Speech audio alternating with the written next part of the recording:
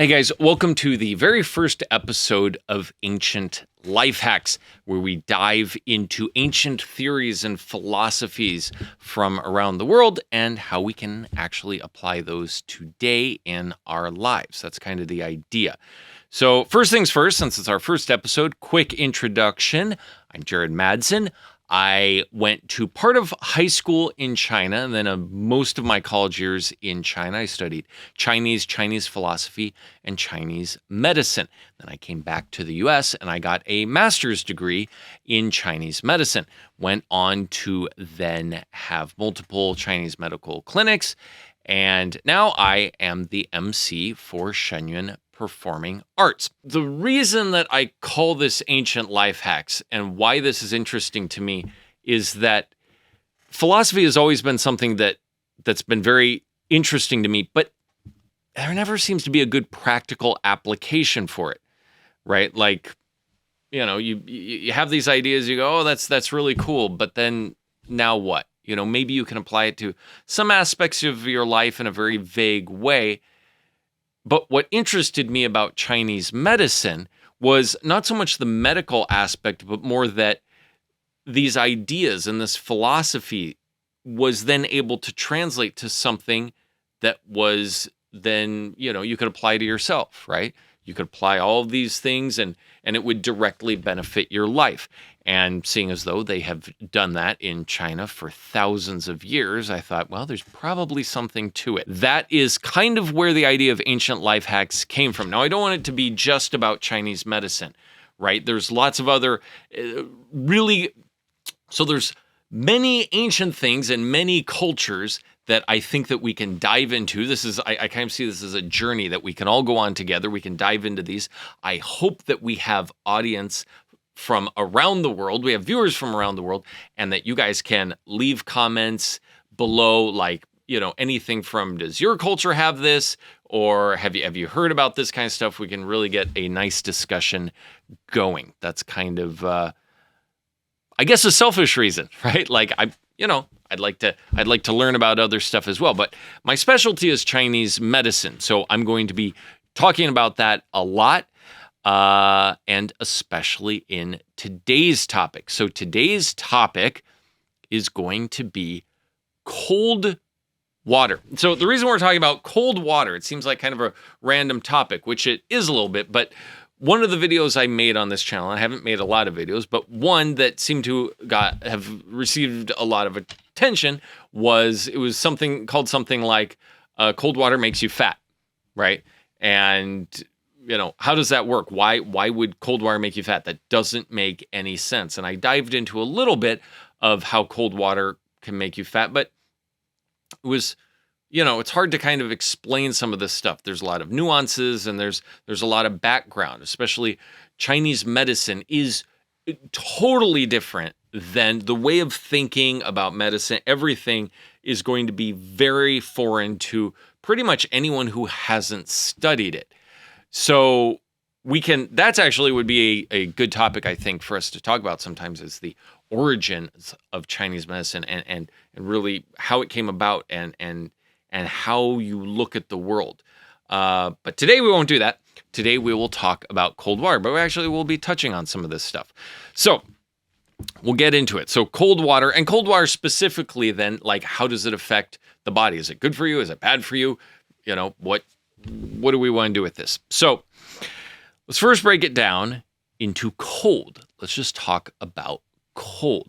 So in Chinese medicine, in Chinese wisdom, it doesn't think of cold as the absence of heat or the lack of heat. It's its own energy, right? And so there will be things like, for instance, I remember when I was learning Chinese medicine, they would talk about how stones would actually radiate cold. So if you have a rock and some in particular more than others, and you put your hand, it actually feels like there's some sort of cold energy coming off that rock. So in ancient Chinese wisdom, they didn't look at cold as just something that just means like not warm. It was an actual energy, an actual thing, right? Like maybe it's something that we can't see, but you can feel it, right? So it's a very real thing. So this cold could affect our bodies in different ways. All right. So that's cold. Now we'll talk about water. Okay, so water, when you start to think about it, in any culture could be a very big topic. And even in Chinese wisdom, there's a few different ways, a few different like ideas and philosophies that we have to look at water. So we'll start with, let's start with 5 elements. Okay, we call it 5 elements. You maybe have heard of this. I will briefly go over 5 elements. But actually, in Chinese, it's called Wu Xing. Wu means 5, and Xing does not mean elements.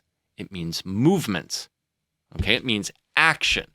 So really what we're talking about is the 5 actions. Now, whoever translated this, I think really dumbed it down, right? So it's more about these, how they all interact and how they move and how this connects with nature and our body, and the elements, they can connect to all different things. And it's more about the movement and the action. So what does that look like? Well, we'll go back to 5 elements. We'll use these elements because that's it is kind of the core when you think about this system, but really anything can be applied to it. Anything can be represented. I'll try and explain.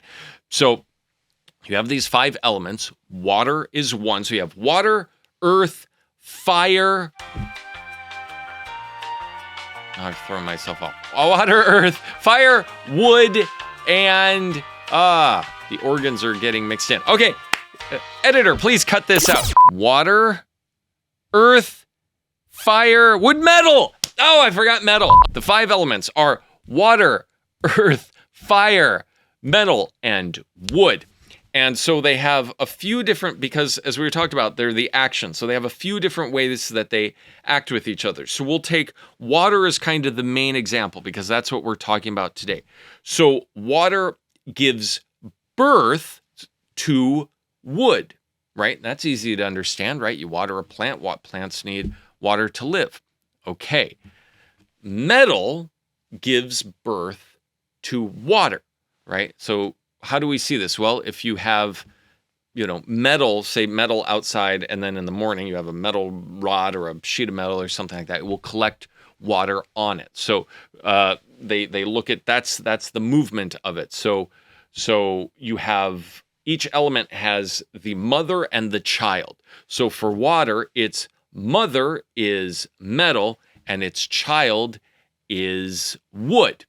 Okay, so we're already starting to get, you start to get like a deeper sense of water.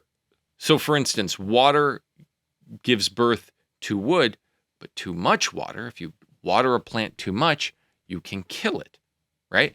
So if a parent is, like since we're using the mother child, right? If a mother is too overly protective of the child will not grow very well, right? Like that's kind of the idea, that it needs to be somewhat, you need to give them some, but it needs to be just the right amount. So these are kind of, we start to see it goes well beyond just an element. These are the balances, right? And if there's not enough metal, it won't produce the water, right? Like so that's how we look at it. Now, then we also have fire and earth. So water will, you splash water on fire, it destroys fire. So you also have, each element has the other element that it attacks. So water attacks fire, right? So fire, its enemy is, from one point of view, you could say its enemy is water. Fire attacks water, and then what attacks water is going to be earth, right? So just like, a dam or something like that would be used, and so it would stop a river, it can stop water. That's what earth does. So earth attacks water. So really, the 5 elements is all about the movements of this, and water is one of those 5 elements. Okay, that's one school of thought, right? That's 5 elements. Now, from another school of thought, we'll go into yin and yang. Okay, so it's totally different way of looking at stuff. And both of these are used quite frequently in Chinese medicine, but they're just 2 different separate schools of thought. So yin and yang, you often hear female, male, right? Cold, hot, right? Yin is cold, yang is hot. Water is going to be yin, and fire or heat, right? We'll say fire, right? Because cold and heat, water and fire is going to be yang. Now, if you look at the Taiji symbol, we often just call it the yin yang symbol. You see that it has it's often seen as white and black, and you have a white dot in the black part of it, and then you have a black dot in the white part, and also you see how the symbol moves. So it's like almost like two fish like swimming around. So also movement of that is the movement of yin and yang is kind of a big thing as well. It's not static, right? This is one thing that we're seeing in both the 5 elements in yin and yang. It's a lot of it is about the actual movement of these elements, these energies. So water is, I guess you could call it like a more extreme yin, right? It's the epitome of yin, right? It's going to have some yang aspects of everything does, but it's pretty darn yin. We'll just say that. Water is cold by nature, right? So we discussed the yin and the yang. It's yin in its nature, and so cold water itself is going to be considered even more yin. But you have to divide this. Again, cold.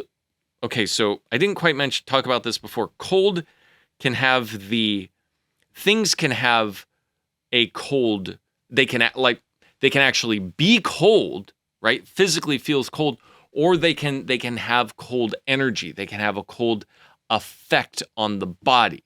Okay, this is a little bit of a tangent, but there's a bunch of nuances here. That's how we have to get into it. So, for example, watermelon, right? Watermelon has the characteristic of cooling. That's why we eat watermelon in the summer. According to Chinese wisdom, it very much will help cool the body, right? And so even if you eat a warm watermelon, right, room temperature, even if you warm it up, it will still cool the body down because it has that energy, right? Doesn't matter if it's actually hot or cold. That is what it is energetically, or at least that's the energetic effect that it has on the body. Okay, so going back to water is very cold by nature, right? And so that's why we see in rivers and lakes, water is colder than the earth, and it's colder than the air, right? It's just considered to be a colder substance in and of itself. Now, side note, in Chinese wisdom, ocean water, right? So sometimes we call it salt water, but it's more than just salt in water, right? So ocean water, seawater, is not really considered water. It's not true water, right? It's kind of considered a different substance, right? It's considered more something like a teardrop, right? If you think about it, a teardrop, I bet you, for those people out there who have access to whatever instruments, if you analyze a teardrop and you analyze the ocean, I bet you're going to find a lot of the same stuff in it. So it's not, in Chinese wisdom, the ocean water doesn't really consider that to be true water. So we are talking about lake water, river water, right? We're talking about just that kind of water. So to look at water in a different way as well, water by nature, as we talked about, is cold. Now, if you boil water, if it comes to a boil, you don't just heat it, but it comes to a boil. And this is actually an interesting side note. You think about the 5 elements that we were talking about. Water attacks fire. But when you put water in metal, right, or a clay pot or something like that, one of the other elements, and you add fire to it, magical stuff starts to happen, right? Water is supposed to attack fire. But when it's in the certain situation where fire can actually influence the water, it is not attacked by it, but the fire is the one doing the attacking. It's having the effect. It's having the action on the water. magical stuff can happen, and that can be true for any of the 5 elements. So when you boil water, when water actually comes to a boil, when this explosion is happening, right? We don't think of that. We think of it as just kind of boiling, but it's kind of like the water is exploding from the fire. That fundamentally changes the nature of water. So is it still water? Yes, but in Chinese wisdom, it's kind of seen as something else. Even if that water cools off, you have exploded the water. You have done something else to it. Okay, so water that has been boiled energetically is now very different than the cold water that comes from the spring and goes into the river. Okay, so that's something that we can explore in other areas. But so, for instance, making tea and coffee using boiled water, using water to make soups where you have to boil it, where you boil herbs, all of that it's changing. It's very much changing the energetic properties of water. So again, today we're talking about cold water, though. We're talking about water that is not boiled, or water that's not. So also, too, to make clear, it's not water that's boiled and then cooled off. Again, that still is kind of considered a different substance, because you've had this very strong exploding effect on the water. Generally speaking, and Chinese wisdom tells us, don't mix cold water and water that has been boiled, because those are now 2 different things. Now, we did, though, learn that in Chinese medicine, so this is kind of interesting, people who have one side of the body that's hot and one side of the body that's cold, actually, by just having a cup that's half cold water, right, just normal water, and half boiling water, and those mixed together will help with this. Now, I don't have any experience with this. I've never seen this happen, but I don't know. If half your body is cold and half's hot, you could try it. Try it and write it in the comments. Let's know if that actually is true, if that actually helps balance out the body. That's kind of the idea, is that there's this imbalance in the body, right? And so by taking that imbalance and mixing those waters together, the hot and cold water together, supposedly in the body, it's supposed to kind of balance all of that out. So here's another thing. We can talk about the purity of water.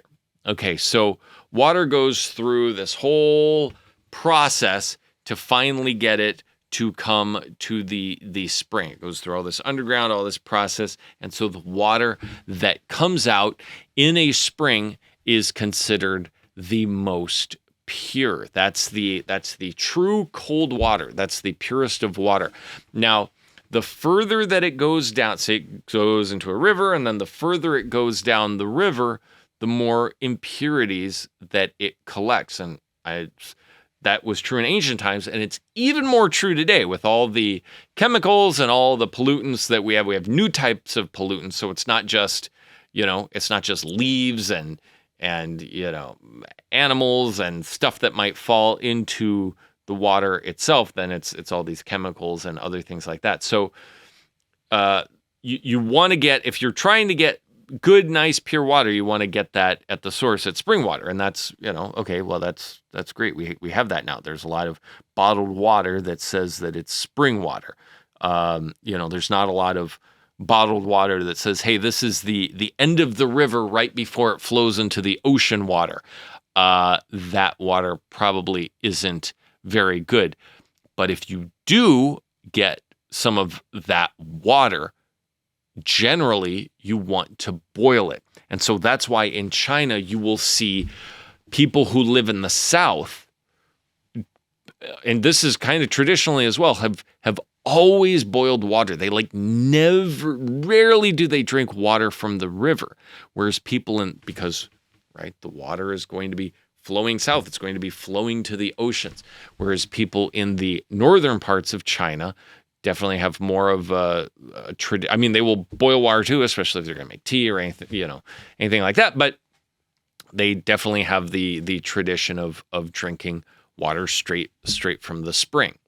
Okay, because that water is nice and pure. Let's dive into it a little bit here. So drinking cold water and that effect on the body. Well, first off, water as an element. So of the 5 elements, these can connect.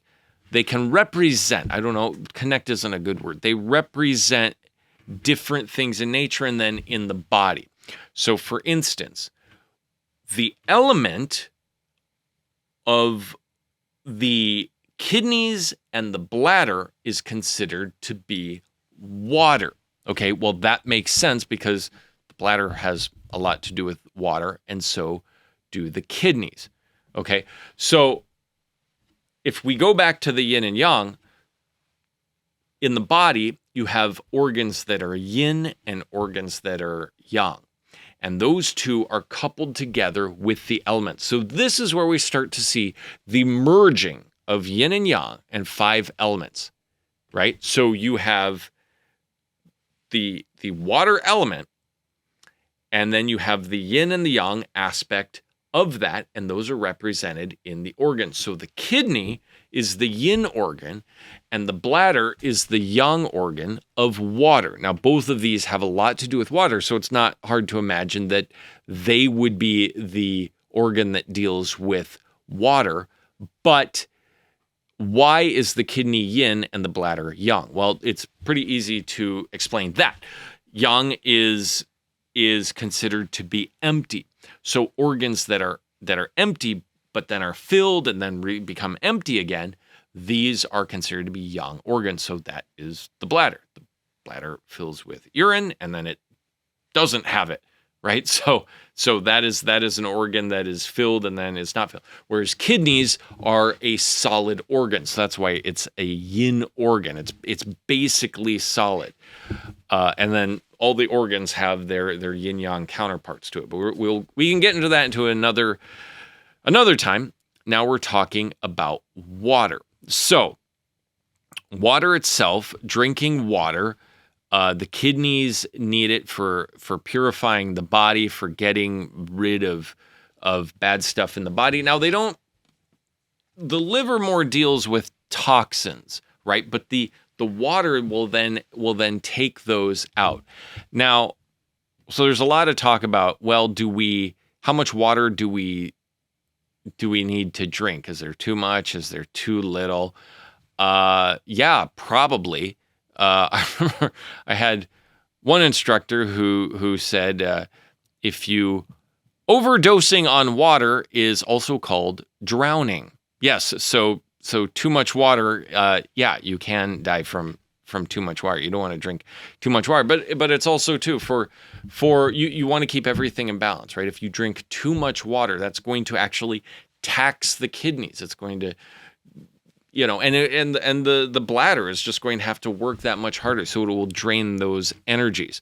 But on the flip side, if you don't drink any water, then they're going to start to dry up. They're not going to have the energy that it needs. So it's more about finding that right amount. And for each person, that definitely could be very different. Going back to the water and the organs. So actually, that's why a lot of times they'll say the lower back where the kidneys are is considered to be a colder area. That's because the kidneys connect to water, and water itself is cold. And so that's why in places like Japan, you'll see some of the older men, they'll wear these things that keep their back nice and warm. Water is used for purification of the body. That's pretty straightforward. I don't think we need to talk so much about that. I mean, it's pretty obvious. You drink water and then you urinate. Now, the elements have also connect with certain times during the day. They're these 2-hour time slots. And so the water time slots, the bladder time slots are going to be 3 p.m. to 5 p.m. is the bladder. So what does that mean? That means if you've noticed, usually later in the afternoon, you will start to feel thirsty. A lot of people have this. And they don't know why. They're like, I feel thirsty right now. Yeah, pretty much happens to everyone, 3 to 5 p.m., because that's energetically, we're all kind of on this same rhythm of nature, unless you're experiencing jet lag, which is a whole other thing, because you're still kind of at the other place and your body's fighting and trying to get over into this time.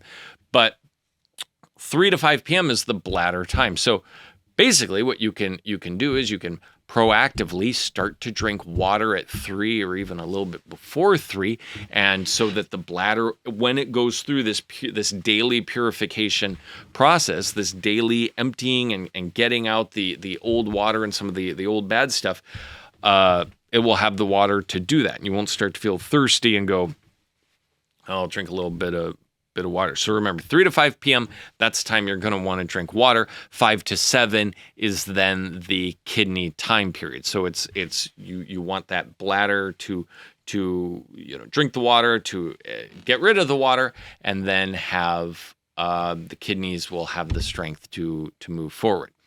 Okay.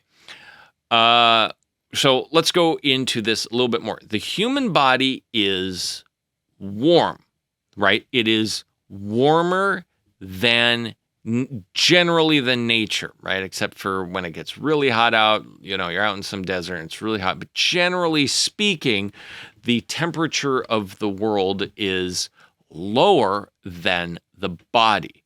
Okay, so that means that the body would generally like you. If you eat something, you would want it not at room temperature, you would want it at body temperature or more, because your body needs to use energy to keep your body warm, right? And so anything that you put in your body, anything that you eat, that you drink, that is not body temperature or higher, then your body needs to expend energy to warm that up. Okay, so now we're getting into some of the reasons why you might not want to drink cold water. You might want to think about that, because when you drink cold water, and especially ice water, we didn't even talk about ice water. Ice water is probably not a good idea. For thousands of years, people didn't really drink ice because people didn't have a whole lot of access to ice, right? Before refrigerators, there was ice, but it just wasn't nearly as common, and people didn't put ice in drinks. I mean, traditionally in both the East and the West, you usually would drink warmer beverages, teas and coffees and things like that. So, and food is often cooked too. So the body likes warm food. The body likes warm temperatures. Drinking cold water, not so good for that. Now, right. So unless your body is of a really strong constitution, but that's kind of a whole different thing. But even then, because water attacks fire, so that's not probably the best way to deal with if you feel really hot. For example, if you feel really hot, the best thing is not to drink cold water. It's to drink something that will energetically bring, or eat something that will bring that your body heat, all that down, which again, as I mentioned previously, would be watermelon. If you are feeling overheated, watermelon is much better than cold water to have you chill out, to have that, to bring the temperature down. When you drink water, it first hits your stomach. Okay, so your stomach is a yang organ because it holds things. And the yin organ that goes with that is the spleen/pancreas.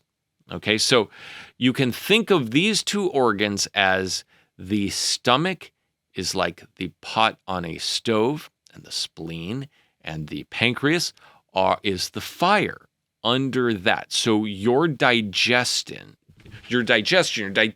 system is kind of like a boiling pot of water. So anybody who has made soup knows that when you add cold water to soup, or even just cold, if you throw some vegetables in or something like that, you throw enough in, it will stop the water from boiling. That is basically what's happening with cold water. When you drink cold water, it kills the digestion. It kills that boil that you have going. And so then all of a sudden, it's just like that pot. Like once that water stops boiling, then the heat has to. Now, if you're boiling it and you can turn the heat up, even better. You turn it up, and then hopefully in not too long of time, your soup will start boiling again. So somebody with a strong constitution, with a really good digestion, could handle cold water better. It would still tax them. It would just not as much. Now, people who do not have a strong digestion, for many, many reasons, and this is definitely a different topic at some point that we can talk about, you can almost think of it as like the knob for the heat is broken, right? It's set on low. That's all it is. So you can just imagine if you have a pot and you just have this little fire and you dump a bunch of cold water in, it takes forever for that soup to start boiling again. And so people with bad digestion, that is what they will experience when they drink cold water. You can feel it. If you drink a bunch of cold water, not even a bunch sometimes, just you have a glass of cold water, you just like, boom, right? It all shuts down. For the whole fat thing, how does that make you fat? How does that make fat? Well, we have to dive into some of these, what they're called 6 evils or 6 pathogens. Okay, we won't go into all 6, but Chinese wisdom talks about these 6 different pathogens. One of them is dampness. So basically what dampness is it's kind of like, you can think like a marsh, right? Like you have water that doesn't move and it's got a bunch of sticks and it's all murky and mud and everything in it. That's kind of what damp is. So in the world that is the body, right? Because the functions for outside in nature are very similar to what we experience in the body. If the water isn't moving, if that yin water energy is not moving, dampness will collect in the body. Dampness collects for a long time and it kind of dries up some, then is considered to be phlegm. Another of the 6 evils, the 6 pathogens. Now, there's other ways you can have phlegm and other types of phlegm, but that's one thing that will happen. And so that is basically fat in the body. So even though, how do you put this? The fact that the water is not moving and that your whole system just slows down, it's all that other stuff that will collect in the water and create this damp, murky, turbid water, this dampness in the body, that then if you keep adding to that, it just grows and grows, and then that becomes fat. So really what's happening is it's your whole digestive system is getting destroyed because you're drinking cold water, because you're drinking something that is below the warm. It's not just the temperature, but it's also the nature of water being cold. But that's why boiling it kind of neutralizes that, right? You boil the water, it's cold, but then you're exploding it with heat, so that kind of makes it nice and neutral. So generally in Chinese wisdom, we like to drink warm water, boiled water, right? And that's tea, all of that can kind of fall into that category.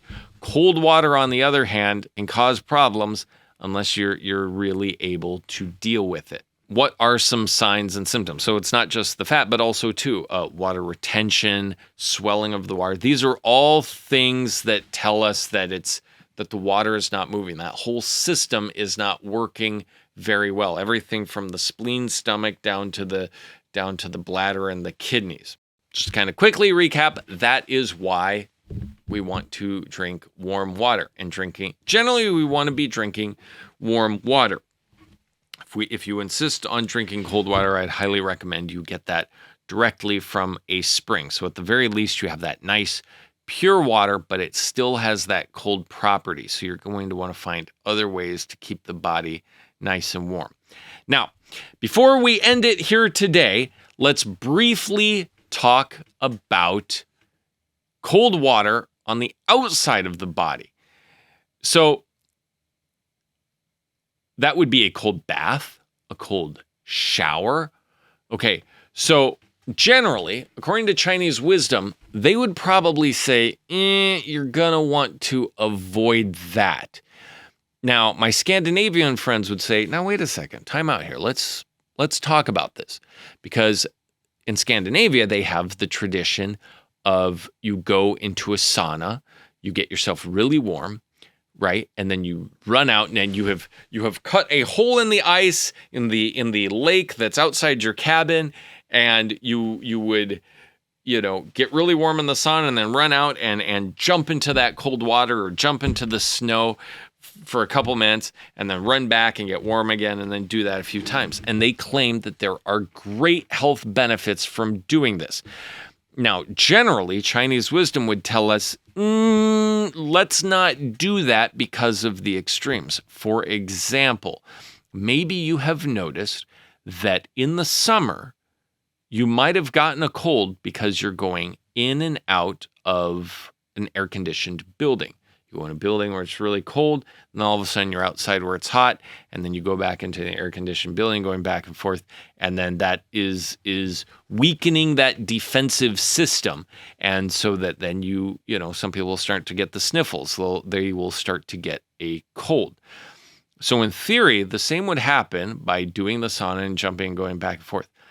But if you look at it from another aspect, for instance, Chinese martial arts, if you look at it from that point of view, they are training themselves. Chinese martial arts do all kinds of things, right? Like you train the fist, you train the head, you train whatever to make that really strong.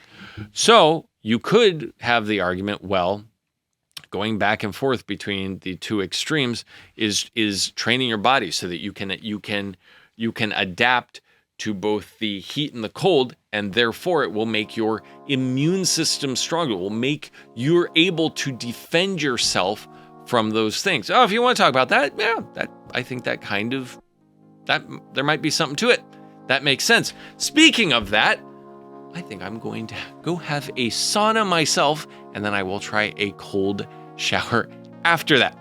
All right, if you guys have any questions, please leave those in the comments below. Again, if you have anything from your culture that talks about water, that would be great. Let's get a conversation going. You can put those in the comments. If you have ideas that you want me to talk about later, please also put those in the comments. You can check me out on social media, wherever that is. I'm sure there's buttons and stuff for that. And all right, I will see if I can do one of these a week. All right, talk to you guys later.